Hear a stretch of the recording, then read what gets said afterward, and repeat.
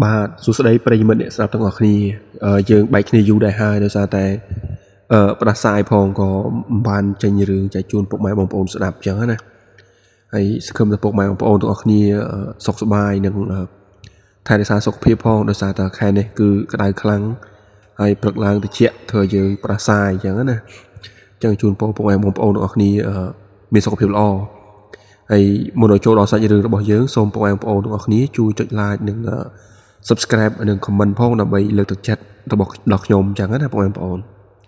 ហើយរឿងនេះដែរគឺជាការបូជាសពចំថ្ងៃឧស្សាហ៍បងប្អូនបូជាសពចំថ្ងៃឧស្សាហ៍ឬក៏ថ្ងៃអង្គារអញ្ចឹងណាបាទពុកម៉ែបងប្អូនយើងដឹងស្រាប់ហើយតែចាស់បុរាណយើងតែងតែផ្ដាំតគ្នាថាការបូជាសពដែលស្លាប់ទៅហើយអញ្ចឹងណាចំថ្ងៃឧស្សាហ៍ឬក៏ថ្ងៃអង្គារដែលជាហាមឃាត់អញ្ចឹងណាពួកដូចជាលោកអាចារ្យឬក៏លោកសង្ឃដែលគាត់បានតែងតែប្រាប់ណែនាំបងប្អូនយើងស្រុកខ្មែរណាដើម្បីឲ្យកាន់ឲ្យជាប់ជូនដើម្បីឲ្យសាកសពនឹងគឺស្លាប់ទៅហើយគឺឲ្យគាត់ទៅបានសុខអញ្ចឹងណាបងប្អូនហើយចូលដល់សាច់រឿងរបស់យើងតែម្ដងទៅហើយពេលល្ងាចប្រលប់បងសីហានឹងកំពុងតែដេញគោចូលក្រោលបងប្អូនហើយបងសីហានឹងគឺគាត់ជាអ្នកខ្វៀលគោនៅស្រុកស្រែអញ្ចឹងណាហើយគាត់បានទៅខ្វៀលគោនឹងពេលប្រលប់នឹងគាត់បានត្រឡប់មកផ្ទះវិញហើយគាត់ត្រឡប់មកផ្ទះវិញហ្នឹងក៏ពេលល្ងាចល្មមហើយគាត់បានដេញគោចូលក្រោលរបស់គាត់ហើយចំនួនមុនគឺអត់មានបានទាក់អីទេគឺគេមានក្រោលគេសម្រាប់ដាក់គោដើម្បីឲ្យវាដេកនៅក្នុងនោះអញ្ចឹងណាបងប្អូនហើយមេឃក៏បានប្រែពណ៌ជាឈាមខុសពីធម្មតាគឺមេឃនៅពេលល្ងាចនោះគឺវាក្រហមឆ្អៅតែម្ដងយើងក៏ឆ្ងល់ដែរហេតុអ្វីក៏មេឃថ្ងៃនេះគឺវាក្រហមខុសពីធម្មតាអញ្ចឹងណា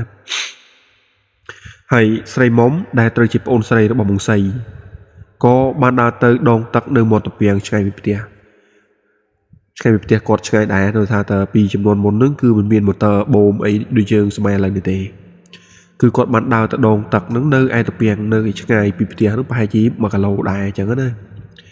ហើយក៏ស្រាប់តែរអិលជើងធ្លាក់ទៅក្នុងទឹកហើយគាត់បានទៅដងទឹកនឹងក៏ល្អិលដែលដីវាផុកល្អិលជើងទៅហើយគាត់នឹងក៏បានស្លាប់នៅក្នុងទឹកដោយសារតែគាត់ល្អិលទៅចំទឹកជ្រៅទៀតហើយក៏បោកក្បាលដីនឹងធ្វើឲ្យគាត់នឹងស្លាប់នៅទីនោះដោយសារតែអត់មានអ្នកដឹងហើយនោះទៅបាត់ប្អូនស្រីគាត់នឹងប្រហែលជាកន្លះម៉ោងហើយក៏បងប្រុសគាត់នឹងក៏បានដើររោដែលម្ដាយគាត់ប្រាប់ថាស្រីមុំគាត់ទៅដងទឹកនៅឯតាពាំងនៅចុងភូមិអញ្ចឹងណាហើយបងសីនឹងគាត់ក៏បានទៅតាមរកប្អូនហើយស្រាប់តែពេលនោះបងប្អូនដឹងយ៉ាងម៉េចទេបងសីនឹងក៏ទៅដល់ក៏ឃើញប្អូននឹងស្លាប់នៅក្នុងតាពាំងបឹងនោះបាត់ទៅហើយបងសីគឺគាត់មានចិត្តស្លុតមែនទេហើយប្អូនស្រីគាត់នឹងស្លាប់បិទភ្នែកបញ្ចិតទេបងប្អូនដោយសារតែលងទឹកបោះក្បាលហើយក៏ធ្លាក់ទៅទឹកអញ្ចឹងណាហើយបងសីនឹងខឹងនឹងយំសោកខ្លាំងណាស់គាត់ខូចចិត្តដោយសារតែយ៉ាងម៉េចគឺគាត់ស្ដាយដោយសារតែប្អូនស្រីគាត់នឹងធំហើយមិនគួរណាទៅជាអញ្ចឹងណាបងប្អូន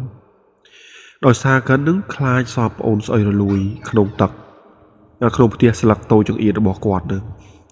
ហើយបងសីហានឹងគឺគាត់ឲ្យអាចារ្យនឹងនៅក្នុងភូមិនឹងបូជានៅយប់ដែលចំនឹងថ្ងៃអន្សារបស់នាងតែម្ដងហើយមិនចំទៅថ្ងៃអន្សាទេគឺចំទៅថ្ងៃអង្គារទៅទៀតណាបងប្អូនដោយសារតែជីវភាពខ្វះខាតផងអញ្ចឹងណាហើយគាត់នឹងក៏សម្រេចចិត្តបូជាសពប្អូននឹងគឺនៅថ្ងៃអន្សារបស់គាត់តែម្ដងដោយសារតែគាត់ទុកបានតែមួយយប់ទេហើយពេលនោះដែរគាត់ក៏បានរៀបចំបូជានៅពេលយប់ទៀតពុកម៉ែបងប្អូនហើយដល់ពេលដែលគាត់បូជានោះដឹងយ៉ាងម៉េចទេអភូតហេតុចម្លែកនេះក៏បានកើតឡើងគឺស្រាប់តែមានខ្យល់បក់បោកយ៉ាងខ្លាំងធ្វើឲ្យការបូជារបស់គាត់គឺមិនបានស្រួលនោះទេដោយសារតែសម័យមុនគឺយើងមិនបូជានៅមែនដូចយើងអញ្ចឹងទេគឺយើងបូជាដាក់អស់ហើយយើងដាក់សាកសពពីលើដើម្បីបូជាហើយស្រាប់តែពេលនោះបងប្អូនគឺដុតបូជានឹងគឺការដុតនឹងឯងប៉ុន្តែបូជានឹងដុតមិនឆេះទេដោយសារតែខ្យល់បក់បោកខ្លាំងផងហើយលោកអាចារ្យក៏បានហាមទៅបងសីដែរតែបងសីគាត់នៅតែមិនស្ដាប់ tới lục ở cha nó thì con có một khom chặt bù chỉ ổn nướng từng dục tại đó hai cha này không phốm nướng có ông cùi chung khỉ chuột tham sặc vì chỉ cần một nướng cứ cây miên tham sặc tham tuột cho nó bồi bổn hai có ban lơ lang pi bầm ram để đốt rư có bù chỉ xóm trong thay ẩn xà này có bàn pรับtừ bộ sọc này tay bộ sọc cứ nơi tay mình chứ tới lơi chả chả đâu thì hai ta prang nó cứ chỉ chả tôm được không phù có ban khót một sầy này có ban dây thả sầy ơi ấy ngày ẩn xá chia ngày giả hà cái hai là ngày trẻ bà anh đốt sầy mồm được dùng đấy một lần ví nâng một anh lại đâu thì hai ví đừng với một lần tía tại một đầu hai màu xanh nước con mình chưa thì chẳng hết nè hai màu xanh nước con ban to mình đòi xong đây Asaruah từ lứa ở tạp ràng nhé áo tại đốt chè chỉ phê mỗi nhà từ đại ta công chưa rương ọt phải giỏi về cứ con dây chẳng tại đâu đòi xa tại quán nó mình chưa từ lứa ở bây giờ nữa thì đòi xa con chỉ mình phong hay con chỉ mình chưa đôi cha pi chấm đón một tí giúp theo được xa nông vót cho nó bót đại sư già để hôm bót đau đau thế nào bùa lưng cúp bổng lư phứ crovi crovat bê còn bộ chỉ bộ xây nước chố mơ xanh phượng có sắp tay mi cho còn trả nước bó bao màu bị thực hàng lệch phơ oi độ phượng sần thô sần thờ kháng buộc khó bị thòm đá không còn đặt phượng nước bộ xây hạ khơi lục riêng nó bỏ xây mỏng đại quan nước công pung tên quỳ không phượng được ấy rồi có nghĩa bọc sầm lăng mơ quan nước đau phê cả hòm nghiêng tại bắt đầu pro hai chỉ khăng được bầu pro rư có vẫn ở lại đòi xa thế cha hàm hơi thằng một bố trí trong ngay ổn xá pro thay ổn xá cứ phơi áo xạ xóm nó cứ cái có hai mình ai tới bàn sọc nữa thì hơi xạ xóm nó có ban khăng tới lứa bong xây để mà đó pro bong xây còn pro nhập bố trí ổn bền cứ chăm tay một ngày thế cứ phọt ngay ổn xá bỏ đi hả pro tay con mình chạm bán chẳng hết hai bố xây có trò lập một tiết tên có đà thiệt tam phơi nó cứ viên sải pro thà để bố trí xóm nó cứ bố trí nơi viên sải nơi ở trên vọt nữa ấy hai phơi ngày này có ban đà tam phơi nước trò lập một tiết mình xong lấy sắt trong đất nó cứ giống ngày ngày thế đâu có prai chia sẻ chân orling đố chi mi đầu vay bị giang một bật một sạch chẳng hai con nó có ban khơi say mình cứ chỉ say bóng xử lý chốt po sò đối rục hiệp đây nơi hàng cáo nào nào ngày con khơi hai con mèo nó là tọt slot hay con pay lại mình tên hay con squall này con tay con mình đang thua dạng vậy con có che té đau từ mục thì tới sau đó nó có rung cá từ mục chỉ định tam quạt nữa ấy hai bóng sấy thấy có rốt trâu tự bật phía chật tại bắt đầu đưa cất đọt đào đỏ tỉa nhớ nè bộ bài bốn tay lư xong lấy đòn tặc hay quạt nó cứ lư xong lấy đòn tặc pieng nó chặn lư xô tới chrom tại bắt đầu nơi một trò pieng cái đầu phía bỏ quạt được ấy đôi ca sợi bóng này rồi cứ có tay tại đòn tặc máu mũi nứ ai cao phía này bộ bài hai bê đô đài bộ sấy cứ cót ban lụi mơ tam cho nhiều tiệt bộ mai một bộ đời nhà mình thì cứ bộ sấy nước ban khơi say mông còn bông tay trâu mũi tặc còn bông tay chạ tặc chu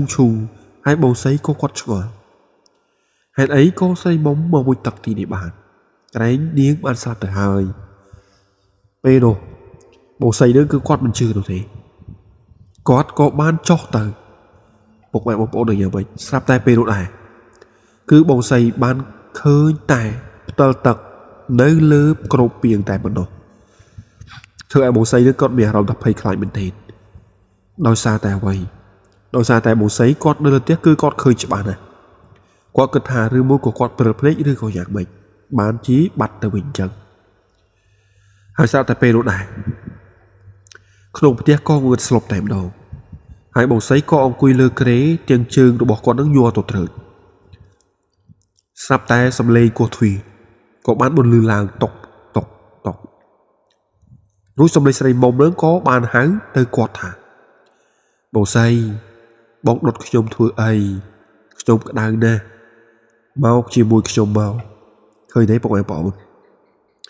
cứ bên đại bầu say cứ quạt mi hà róm thá quạt pay khai khang bên đèn vừa ở quạt nhẹ nhùa đứng rồi hốt đo sồn lọp từ lơ kề thằng lúc bật láng mà bụng bên này quạt đứng hai quạt có quạt bên cào sao tại bên bụng bên này quạt có ban tùm lục thủy từ bờ cô khơi bầu say đứng sồn lọp hai có bạn đà rồi hốt tay bầu say đứng nhẹ láng một mình hai bầu say có ban đi bọp từ prap bên này quạt đứng thà dụng bánh xôm lư xôm lê bỏ sợi móng bỏ hai nhôm nước có pay khang pay đâu xa tại phía bàn rộng bờ nước sông có khơi sợi móng nước bao rộng nhôm để mà hai ở bầu say nó có ban prap tới bên này thì thà cà bị dụng bánh nhôm khơi sợi móng nước có bán máu mùi tật hai khuôn pran rồi bỏ đi bịa con đà nước cứ khlau cho hai đâu xa té cả đọt rồi bỏ giường hai bịa con đà thì nước có bán xử lý bịa so bên đồ đáy mà đai bỏ bầu xầy nó có đằng thà cả bồ chế theo một hòm rồi bỏ bầu xầy nó cứ thôi ao điên nước cứ tới mình sụp chặt nổ tê từ bên đồ đáy mà đáy có bán prap bầu xầy thà để hai cái dương mình chư chặt túm rư có mình chứ chặt bên cha được nộp hù lúc bật làng niệm phúng của đa một thêm bầu xầy đắm bấy xu sọc tổ quạt hai xu sọc tổ thà dạng bệnh hai giúp mình ta lưu tha sồn lọp chẳng hết hai bán thu hai đường đời hai bầu xấy còn mà prap thà còn bên ấy đồ tê lúc kê khơi bầu xấy nước đê nớ một trọc biển đáy sợi mông luồng tật bọc eo bọc đời dạng bệnh thì một toa pi bầu xấy nước con bán ở niệm phúng nó bán xu đồ quạt hai con có đo pế tới phía cầu hai con khơi bầu xấy nước cứ đi slap nước một trọc biển đáy sợi mông luồng tật này đo xa té quạt nước bán phơ kho từ lơ bọn sấy hai bên độ đáy cứ sạn xóm nó có bán mọc tam dây dí bầu xấy nữa ấy hai con sạp hiếp đây những bọc quạt nước slot ly chênh bọc ra đôi chia trơ kê nước chọc bạch cỏ chẳng hai nơi slot sài một năm cha chắc bên bên chỉ rừng lấy xài đồ lời chỉ bị xế cả bầu chia ngay on xa bột phơ người ngay on xa đứng cứ mình tâm đặt đọt sọp thì tái viết một phái đo điện để nơi ruột tìm hòn chẳng hết hai cái pi điện hôm rồi khơi sọp một giây để slap được một tập tiền luôn hai bộ quạt đứng có ban rịp cho thưa bon tam vào bài này có bàn tay được đây chồng này có bán cạt là về đây quạt lược sọp bầu xây đã lược đàm chủ hai sọp nó còn khuôn kho bị thò mà đá đôi chỉ mình một buồn làm điện màu xuống quạt bị lừa chẳng về lại đồ hai tự đo vuột có sắp tay mình vô cái anh rót rồi các bạn hoa nước máu còn lắng bị lơ men đầy zoom ơn còn có bằng cát chỉ bạn giá cả cua lại một phần hai cứ bất chế trong lại bên đèn đời xa tại bầu xây nữa cứ cận hoàn sạp đã hai có cái bàn rịp trong thơ mến bố trí quạt này có bàn tay mình sạch cái nữa hai trung vinh cứ trả bên đèn bao trong lại về lục tà mà địa có bàn gì thà để cứ chí cam nó bó gọt hà để có bàn sáng tại lỡ ôn xoay cứ thưa kho bên đèn hai tụi bấy chi đăng thật ngay đi thì thay mình lọ có địa phúng có một khóm đật chọn đật sọp vào một giây chào này có pro tài khai lô một đó đầu xa tài sản sọt vào một giây nữa cứ con đá khuyên cô thưa oi địa phúng nữa cứ rô a tầng dục về dục nữa cứ con đá khuyên cô hay đánh cô lưu số té hôi về dục chẳng hết nè hai không giúp đẹp lớn có bộ tài che sọp một giấy lơ bền điệp hôm nay tay đây đi gì to thì có sáp té khơi rương đại đồn thột cả là cứ cái khơi sờ màu bột bì địa rồi bì địa từ sài bì địa đa cản đại khí chung vinh phụ lơ bền nổ hai xong lấy sài dùng mẹ ơi chui cồn phò dùng cả đằng nè li loan với chiều mùi xong lấy sai cọc ực ở độ bỏ sài mông phò này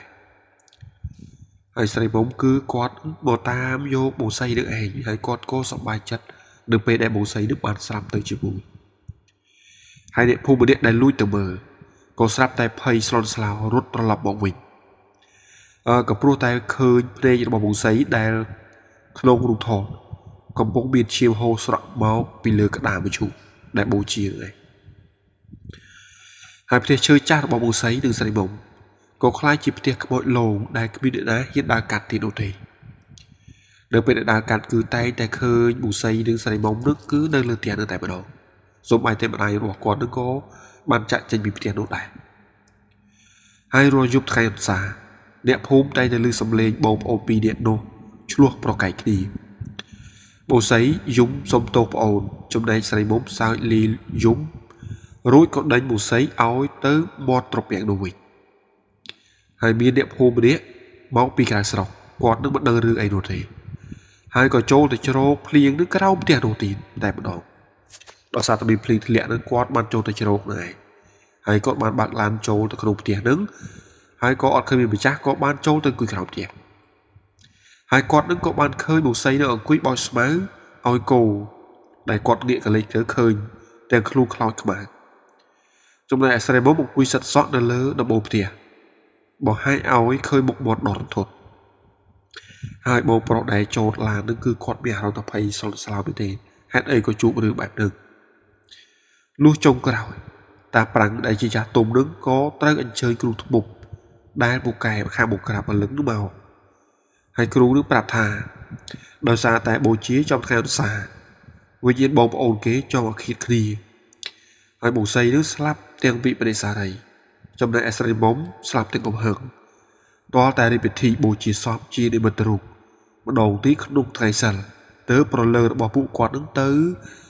ដាច់អាល័យពីគ្នាបងប្អូនជឿទេគឺការបូជាសពយ៉ាងឯងគឺមានការខឹង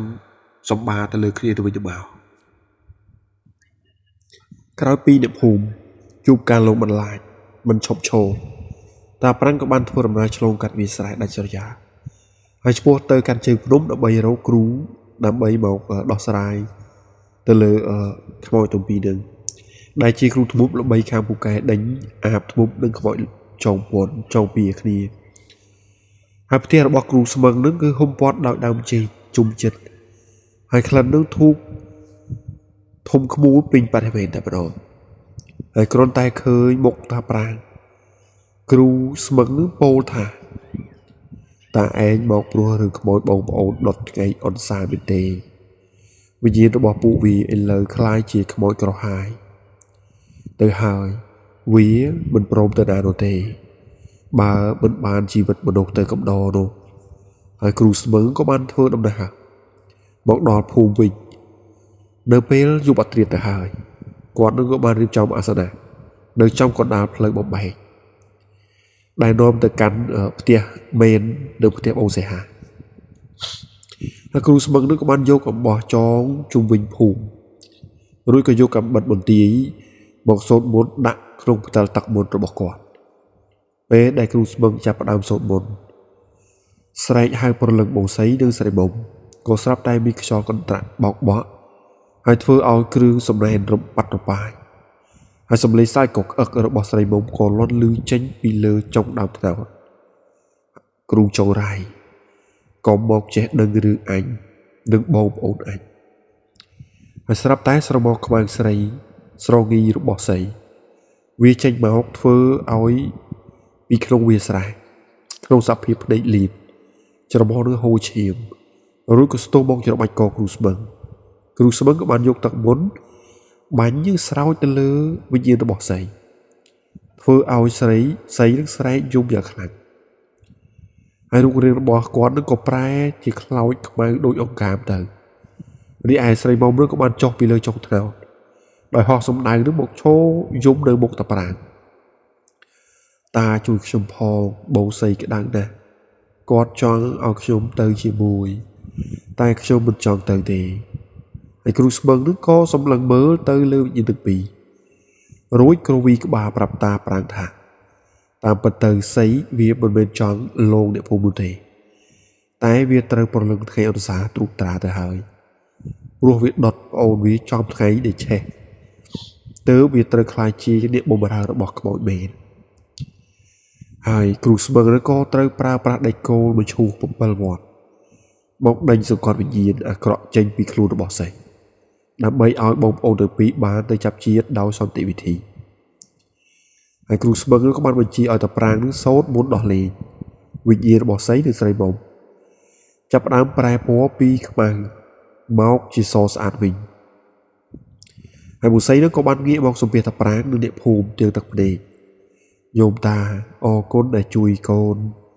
ប្រាប់អ្នកភូមិផងនិងម្ដាយផងកុំធ្វើបាបខ្មោច